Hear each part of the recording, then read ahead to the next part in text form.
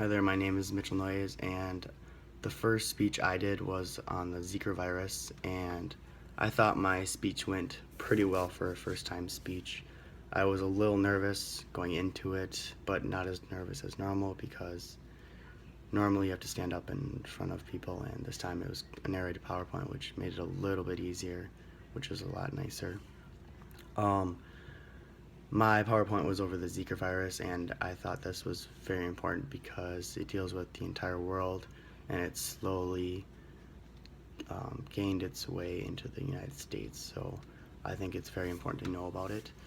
In order to show ethos, I made sure to cite all my sources and show that the information I was getting was credible, and I think using the CDC was very important because it shows how credible and how serious this virus really is, and I wanted to make sure that my audience would know the importance of the topic. In order to have my presentation be presented in a well manner, I made sure to have the newest PowerPoint. It seemed to be a lot easier making my slideshow when I could speak well doing the PowerPoint rather than having to pull audio off a different file and then add it afterwards. So it was a lot easier just doing it as I go. So I made sure to have the brand new PowerPoint. If I could change one thing differently, I would be sure to probably have a better quality mic if I could, just because it's easier to have a clearer sound and have your audience pick up what you're saying if you sound clear, and I want to make sure I do that in my next time. In terms of structure, I did pretty well in keeping the basic structure and reviewing each point and having a thesis. I just needed to make sure that I keep my words to a minimum on each slide. I can't overdo the information on each slide because it can kind of overpower the audience, and I should just be able to tell them by each point and just have the points on each slide. So I would probably change that.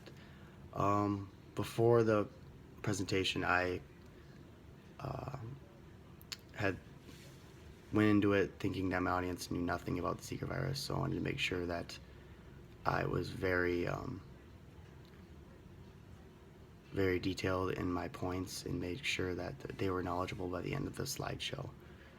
I think what I did in my speech that worked was I made sure to hit each and every point and make sure that everybody knew what my main point was and connect it back to the thesis. And what didn't work was my mini theses on each slide. They could have been a little shorter, and I could have explained them a little better, I guess.